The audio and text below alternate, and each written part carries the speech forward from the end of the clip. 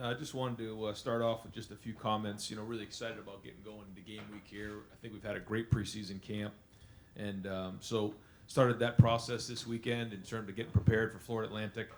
I think they bring a really good coaching staff here. Coach Kiffin has coached at all levels in the NFL, SEC. He's got a great background of football and understanding, and he's going to bring a challenge to our defense. They do a lot of great things on offense, create mismatches, tempo. He's kind of innovative in terms of what he's doing over there. In for a challenge there. And then on defense, they changed their scheme. They have a new defense coordinator, Glenn Spencer, who came from Charlotte. He was at Oklahoma State before that. And they bring a bunch of different looks to the table, different coverages, different fronts. Not really having the opportunity to see those guys on film, we'll have to be able to react, during game, make adjustments. But at the end of the day, we just fired up to play a game. So looking forward to get going here on Saturday.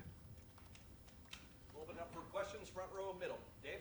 Ryan, there's got to be a million things that you're looking forward to seeing in the game on Saturday and how certain things play out. Like, what are a few things that you're most curious about? Like, is it how Justin plays at quarterbacks, the O-line? Just what are some few things that are kind of the top of your list? Yeah, the first thing is tackling. We have to tackle. We have to take care of the football, and we have to block. So those are the three things that we're really focused on going into this game. Playing a clean game is very, very important. But then that's kind of why you want to get going with the season. Figure out where we're at.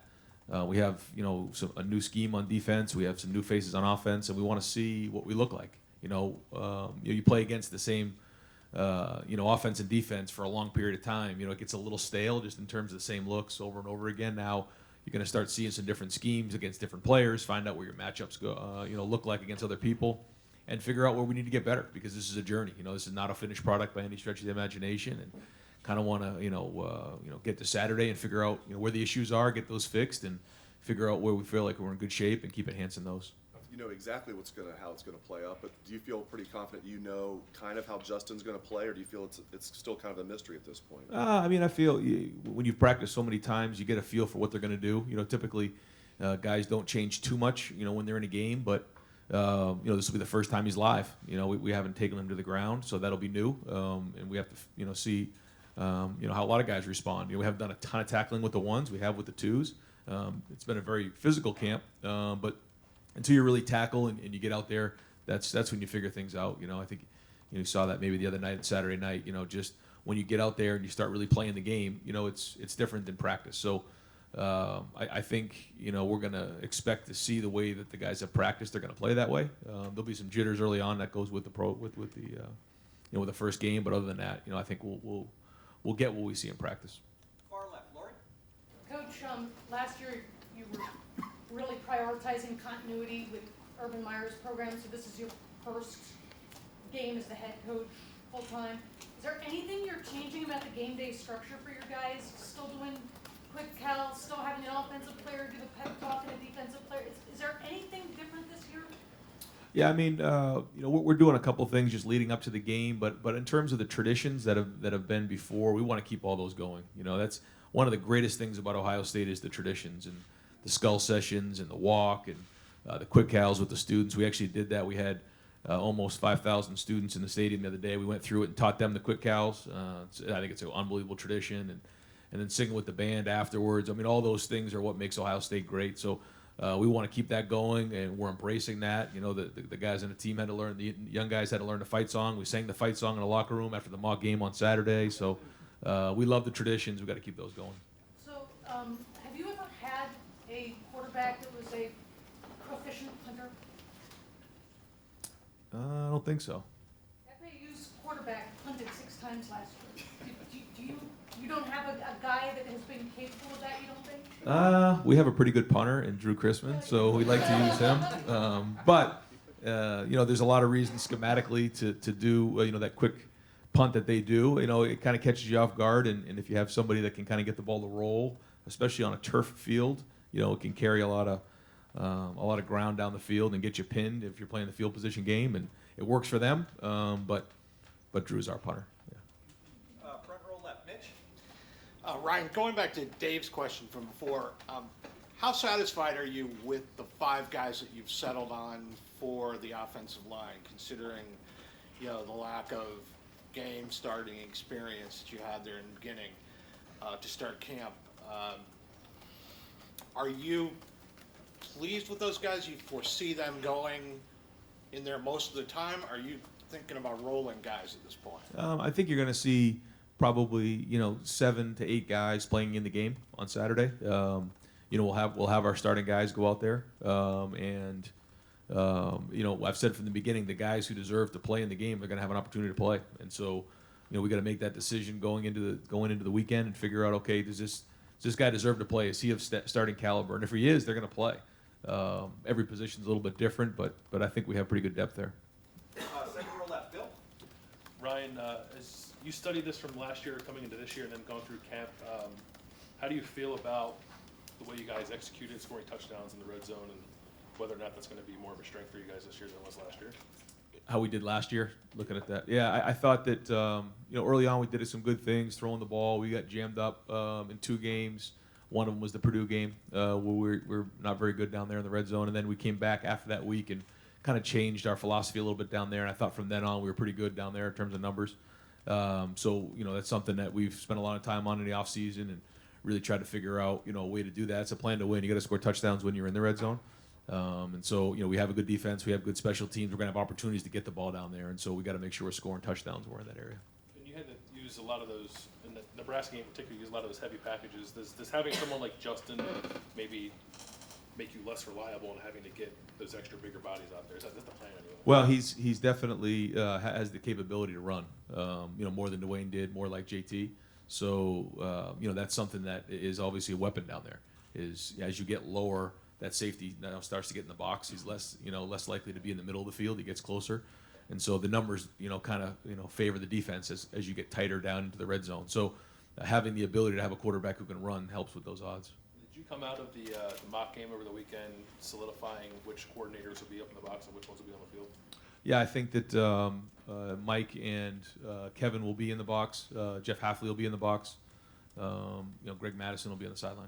Could you just let us in a little bit on the play calling structure defensively, how that's going to work between Greg and Jeff? Yeah, those guys work together. Jeff's really good upstairs in terms of recognizing what's going on, how they're being attacked, and that communication's going back and forth there. And they come up with the game plan during the week, and then they're communicating within the series in terms of what they want to get called. Down and distance, things like that. So they give it to the signaler, and they signal in the defense, and they go from there. But they do it together, and it's been working so far. So we'll see once we get into games, if there's any kinks we need to work out. Right next door, Ari. Ryan, is there? You guys are kind of in a situation where you want Justin to play as much as possible, gain as much experience, but you also want to keep him healthy. When you go into a game, do you feel that there's a tightrope that you're walking in terms of how long to keep him in? Do you have a plan for that if you guys get up big? How do you want to handle just the preservation of Justin? I think, you have to go into a game expecting to go win the game in the fourth quarter. You have to go into games thinking that way. I think if you start getting ahead of yourselves down the road, these guys are good. They're well coached, and we have to make sure that we're ready to win the game in the fourth quarter. And I think if you start going down any other road, you go down a bad path. That being said, he's got to go play the game, and we can't be walking on eggshells going into a game and worried about people getting hurt or anything like that. We got to go play. Our guys got to do a good job protection-wise. I think the schemes that we imply each week are taking that into consideration, though. We're not just going to put somebody out there and put them in harm's way. We don't need to. But at the same time, we got to go win games, and that means, whatever it takes. So, and as the game changes and whatever happens within the game, we try to make the best decision moving forward because it's a long season. With Justin, I think everybody kind of has an idea that what he's able to do as a runner is just great athleticism, and he can take it from there. And that maybe the further path that he has to take in terms of arriving is passing. When you create these game plans, do you say, hey, we want to throw it more than you would otherwise to get him that experience, or do you let him just run and go at it the way he plays the best? I mean, how do you guys balance between passing and running with the quarterback when he's in a critical situation in terms of gaining experience? Yeah, I think that we try to find the plays that give us the best schematic advantage to score, and then as we start to play these games, I think we'll get a feel for his creativity as plays break down, what he can handle in terms of route combinations, his progressions, the way he sees things in a game. I think we got a good feel for that in practice, but we have to take a look to see what are the plays that best fit the defense we're going to see, that gives us the best chance, and then go from there. The good news for Justin is that he throws it just as good as he runs it, and vice versa. So if that means we need to throw the ball, we need to throw the ball, and guys need to protect and catch the ball and get open, and we got to deliver the ball. If it means running, the guys up front got to run, and then JK's got to run the ball. And so every time we run the ball, it doesn't mean that Justin needs to be involved in that. There are some plays where he will be, but for the most part, if a defense is giving us one thing over the other, then we got to do that. Then there's also times where Justin has to read, our quarterback has to read whoever that defender is to figure out, is he taking away the run or is he taking away the pass? And those are run pass options. And if he can do those things and make good decisions, then he's moving the offense down the field. One last quick one. Ryan, I know you've been through game day stuff already last year, the 3 games, but since you were named the head coach in December, there's been a lot of whirlwind stuff, recruiting and getting Justin and all the stuff. Now that you've arrived here, the anticipation with your family, everything, where are you at mentally in terms of just, it's here, and this is what you've been preparing for? Yeah, no, even when you say that, it fires me up. I can't wait for the season to start. I can't wait for these guys to start playing and kind of see where we're at. I can't wait to run out of the tunnel. I had a long talk with Coach Meyer when I first took the job, and he used to always say when Hang On Sloopy came on, he would look up and really appreciate the fact that he was coaching at Ohio State. So I tried to figure out when that would be for me, and that's going to be when I run out of the stadium. When I'm with the team in the tunnel looking up to see, the horseshoe and everybody that supports in Buckeye Nation, how cool that is. Take it in, take a deep breath, because you go through a whole game and not even recognize anything that's going on because you're so caught up in the moment. And I'm excited to get going, run out of the tunnel, go play, and what an unbelievable opportunity this is. It's an opportunity to be around a great group of players, great group of coaches at an unbelievable university. So time to start playing some games. Third row middle. Andy? Yes, Coach. You stated that you're willing to rotate a couple different guys at right tackle. What is it about the group you have up front that you feel you're able to rotate linemen and still keep the chemistry up front? Yeah, well, I think we're going to have our starters. So Thayer and Brand will start at tackle to start with, and then those guys, they'll come in and they'll roll a little bit. There's some depth there. It's hard to find that many linemen who we think are have the ability to start and play in the Big Ten. We do. We're lucky enough to have that. I think Josh Allaby and Nick have both proven through practice that they deserve reps, so they're going to do that. And there is a chemistry that comes with that, but the calls are the calls. They know each other. They're in meetings every day. They're around each other every day. They communicate. And so, whether a guy jumps in or not, Jonah Jackson's going to be able to, communicate with Josh just like he does there, and vice versa on the right side, Wyatt. But, Harry Miller, don't be surprised if you see him in there as well. Those guys, I think when you play to a certain level, you deserve to play. Now, when, how, all those things, that depends on the game plan, depends on how the game's being played out. Second row right. Tony? Ryan, you talked about you're focused on blocking, tackling, protecting the ball.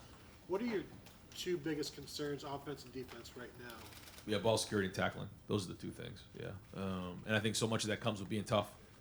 We talk about it all along, how tough we have to be, and then I watched the documentary after the game the other night. Woody Hayes was talking about toughness for like 15 minutes. It was really cool because that's the essence of Ohio State, and we hit it right on the head with this thing. It's all about toughness, and tackling is being tough, and ball security is toughness. It's toughness locking onto the ball and understanding how important that ball is. Sometimes it's being unselfish and making sure that ball's locked away, or a quarterback not forcing the ball into coverage. And we've got to take care of the football, and we've got to make sure we're tackling. And how did that turn out so far? How did that work out in practice? I know you guys were focused on punching the ball out. How did the offense do, and how did the defense do tackling? We'll find out on Saturday. It's funny. It's like, if they pop one out, you say, well, the offense gave it up, but the defense created one, and then vice versa. If you go through a day without turnovers, yes, the defense, why they didn't create any turnovers. So either way, you could look at it one way or another. But, at the end of Saturday's game, we'll have an idea kind of where we're at, and then we build from there. Far right. Gene? Hey, so I see you clean shaven today. When did you shave your beard and why? What's up with that? That was a camp beard. That was only supposed to go about a week. And late nights and early mornings, it just turned into a 2 to 3 week beard. And then as we get into game week, it's time to shave and get cleaned up.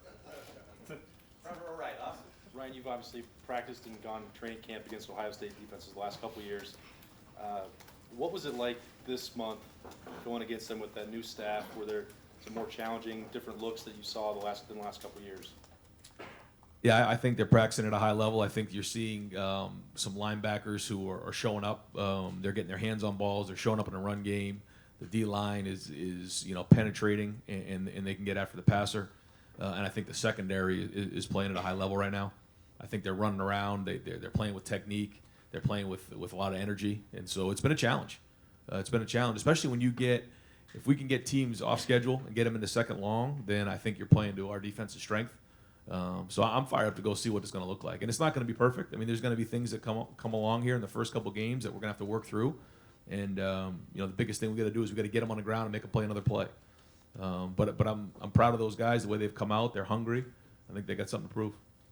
If Jonathan Cooper couldn't play on Saturday or in any game this season, who would be the next couple of guys in line to help you guys up front? In terms of defensive end? Yeah, I mean, you see, obviously Chase is there, and then Javonte Jean-Baptiste has done a really good job this preseason. He's come along. Zach Harrison is going to play this year. He's right at the beginning of his career, but he's got a huge ceiling, and the more he plays, the better he'll get. Then you have Tyreek Smith and Tyler Friday as well. So, you got. And then Jay Sean Cornell's also a swing guy. He can kind of go outside or inside. He's done that before, so feel decent about the depth there. Yeah, the depth talk has been mainly about the 3-tech and the nose, but do you guys feel as comfortable on the edge as you do there? Yeah, I think so. I mean, I think maybe we're a little bit deeper inside, but feel strong. Third row right. Rob? Following up on Gene, apologize for the guys that did not get cleaned up this week. It's game week. You talked about defensive, how that's going to go with play calling and design. Can you lay out how play calling is going to work on the offense? You have final say, I assume, but how do you see that working? Yeah, so far I've been really pleased with the way our meetings have gone. I think we have some guys in that room who have been in the offense for a while now, so the great input, great experience to fall back on, different things we've seen. We all talk the same language now, so that's really good. And then you infuse Mike Yursich into that with really good ideas. Sometimes we almost have too many ideas, which is a good thing. I love that. And so, we have to make sure we put the game plan together. We're sound with the game plan. Everybody's involved with that. Everybody takes ownership in that. Once it goes up on the board, we all make that play work. We may not agree on it, but once we leave that room, we're all on board with those plays. And then once we get into the game, we got to find the right plays and the right rhythm. But Kevin's always been involved with that. Mike will be involved with the play calling. But like you said, at the end of the day, I'm going to be the one making the call. What do you enjoy about play calling? Does it get you going? It's the competing part of it. Yeah. I mean, I've always loved to compete, and I like to be in control, and so that's why I like to call the plays. What about the challenge of it? Well, I mean, what do you find the most challenging? Well, I think as a head coach, there's a lot going on. I mean, you got the special teams. You have game management, things that you have to take into consideration. Injuries that may happen in game, things that are going on defensive side of the ball, timeouts, all those things to be on top of. So, spread a little more thin that way. But I think as a quarterback guy, as an offensive coordinator, you've always looked at the game that way from a macro approach, and game management's always right in the forefront of things. And so, did it those first 3 games, and just going to kind of go from there. Just general last thing, how important is play calling? I mean, if you have to kind of look at different segments of a game, and is it overplayed? Do we give it too much credit? I think sometimes it's overplayed, sometimes it's underplayed. I think so much of it is how do you teach – first off, how do you pick the right plays that fit? But then how do you teach them on Tuesday and Wednesday so that the guys are ready to go play? Because, you can pick any play you want, but how do they execute them? Because they have to be trained to react, because you're not always going to get the exact look that you thought and that you drew up. And so, making sure the scout team's accurate, making sure that they're thinking clearly so they can play fast, not giving them too much information, but then being on the cutting edge. And I think when you can make – it's simple for the guys, but then complicated for the defense. That's when you got an edge. Front row right. Bill? You talked about tackling and ball security, some of the things you're really curious about. What are the maybe more intangible things that you, as you enter your first game as permanent head coach, that are on your mind about? You're just curious to see what happens. Well, I think there's certain things you want. You want to be clean. You don't want penalties. Like, you want to take care of the football. You want to tackle. You want to block. You want to see the energy. You want to see what guys, the stage isn't too big for them once they get in the arena. There's going to be certain things in the game one. You're going to see things during the game that you never saw in practice. And it's just kind of the way it works in that first game. There's going to be jitters, and then guys kind of fall into their training, and that's typically how it works. Find out where we can play with depth. We like to play at depth at every position if we can, and so the more depth we can build, the stronger we'll be at the end of the game and at the end of the season. So those are all things looking at. Brandon Bowen's going to start a right tackle. Obviously, it's been a long road for him. What did you see from him this summer, and why did he win the job? First off, his attitude was as good as I've been around this year. You know, he has been through a lot.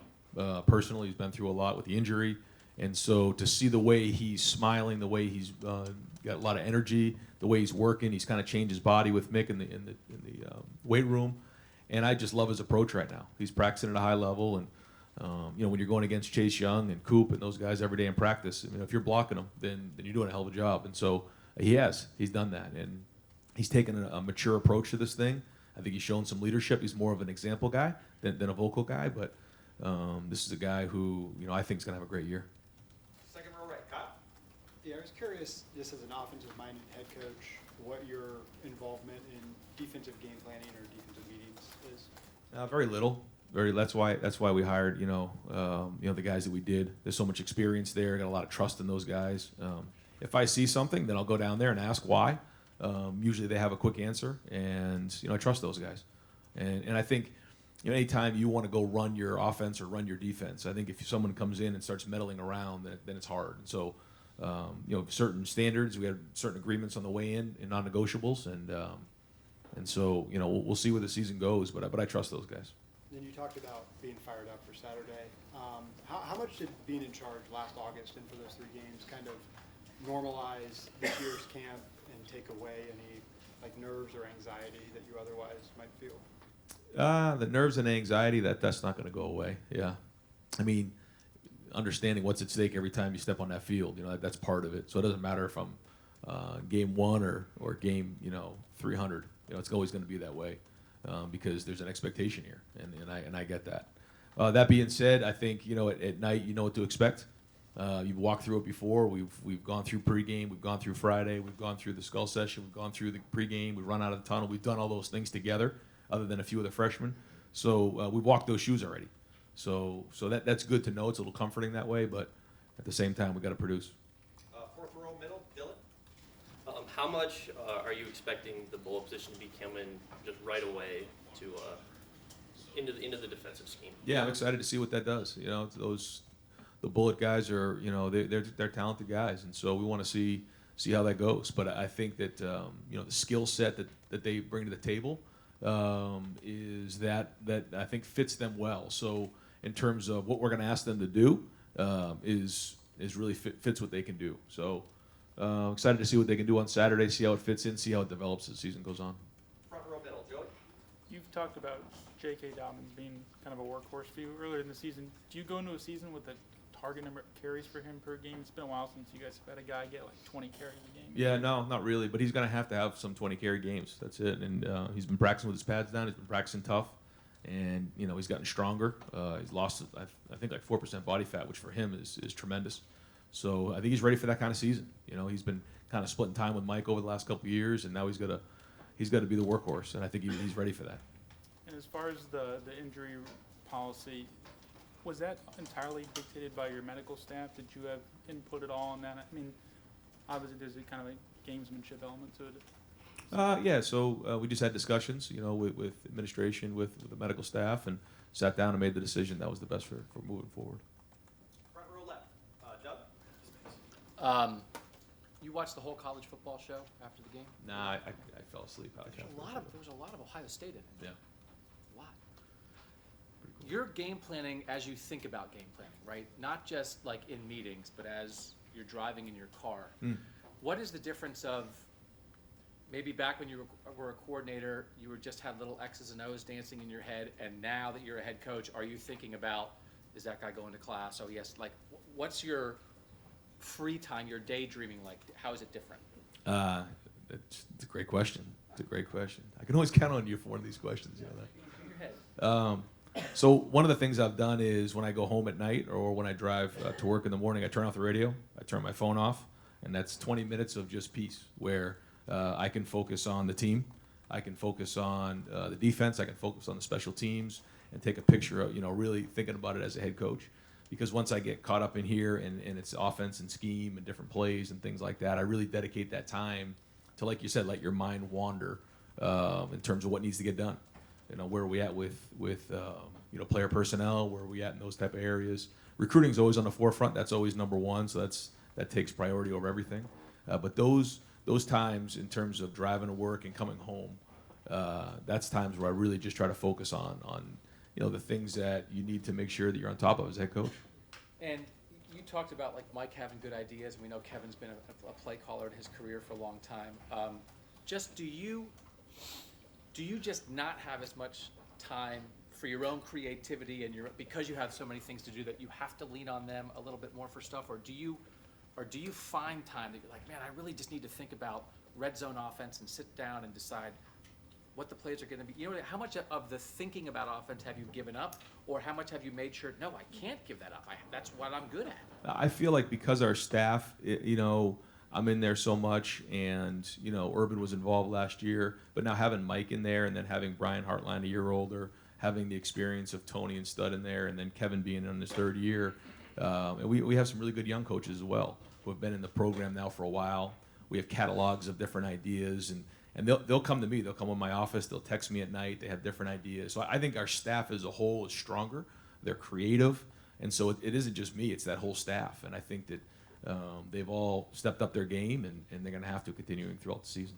And when you look at your defense as an offensive guy, does it feel like with what Jeff and Greg are doing that do you expect that opposing offenses maybe will have less of an idea from play to play what Ohio State's defense is going to look like? Do you think they'll be more confused, or just, you guys were so good at press man for such a long time here, and I know you guys did some other stuff last year too, but as you analyze it from your side of things, how does that feel, that defense now coming at you?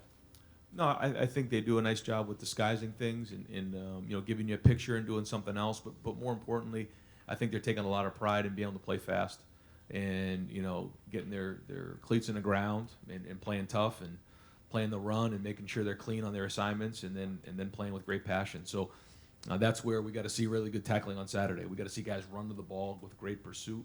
But I think you'll see some disguises, but I also think you'll see a lot of sound football. Coach, Urban indicated on his Fox show last weekend that there was a big drop between Justin Fields and the other two. To what extent are the other two game ready? And would you have to pare things down for Gunner or Juggernaut? Well, I think that Gunner, he just hasn't really had as many snaps under his belt, so he doesn't quite have a grasp of the offense like the other guys do. Chris has been in the offense before, and he's done some really good things in camp. So I think they all bring different skill sets to the table. So I think any time, and that's the best part about this offense, is that you can tailor it based on who's in the game. And so, if those guys are in the game, then it's probably looking a little different. Front row left, Nathan? With Brandon Bowen, his maturity, kind of, just sort of his life experiences, how do you see that playing into just how he plays on the field and if there's any kind of residual effect on that unit or the team? Yeah, no, I think anytime you have guys like him who been in the program for a while, it's like having a man. It's like having a professional on the team. They're almost players/coaches, I call them, and that's the approach he's had. You don't have to worry about what Brandon's doing at night. You don't have to worry about him going to class. He's graduated. He's done all those things. And so, he's all about making sure that he's ready to roll. He's taking care of his body, and he's producing. He can take a meeting to the field. He's very serious about it, and his approach, is contagious. And last question, far left, Bruce? No business succeeds without a detailed business plan that it plots out and sticks to. In terms of thinking of yourself and your arrival here at age 40 as a head coach, as a young coach, did you have for lack of a better term, a business plan as to how to get, not here, but a place like here? Yeah, I think there's two things there. I think one, there's the plan of once you're here, implementing the plan that you believe in, your philosophies, which that's really a combination of every place you've been and making it your own, and then kind of making decisions based on where you're at, the people you're at, the personnel, and going from there, and making sure you hire a really good staff. But in terms of having an opportunity to be in a situation like this, My biggest thing was I wanted to make sure I worked really, really hard. I wanted to make sure I exposed myself to some of the best coaches in the country, not afraid to take risks. And that goes with your family. You know, if you don't have a family that's willing to move, 3 times in 3 years to go have an opportunity to go coach in the NFL, or then come back here to Ohio State, which is really the only place I would have left the NFL for, was to come to Ohio State, because this is just the greatest organization in all of America. But you have to really want to take risks. And then at the end of the day, you got to, trust your family that you're making the best decisions, expose yourself to great people, and then be really, really competitive. You got to win every single day. It's like any other job. And if you're tough and you're willing to fight every day, then good things are going to happen to good people that work hard. You wouldn't have gone to Bama or Notre Dame or any other signature program where you could have made a similar impact? Only Columbus. When you're a young coach, really, really young, and you're starting to climb, at what point in your career did you start to envision that something like this was possible? And at the same time, you ever find yourself looking around at other guys who were your age or younger, who were getting big jobs, and is there any, I don't know, uneasiness within yourself or professional jealousy that, like, how does that guy get that job? Maybe you don't believe he's qualified for it. Yeah, I mean, there's a lot to that question right there. But I would say that, yeah, I mean, from early on, I dreamed big. I was always taught to dream big at a young age, and I saw a lot of guys who moved up the profession and said, why can't that be me? And, I had an opportunity to be around a guy who was my offensive coordinator at the University of New Hampshire. He went to Oregon and then went from, somebody nobody knew at the University of New Hampshire to one of the hottest names in all of football. And I realized that anything's possible. And he kind of taught me that, and I grabbed onto that and ran with it.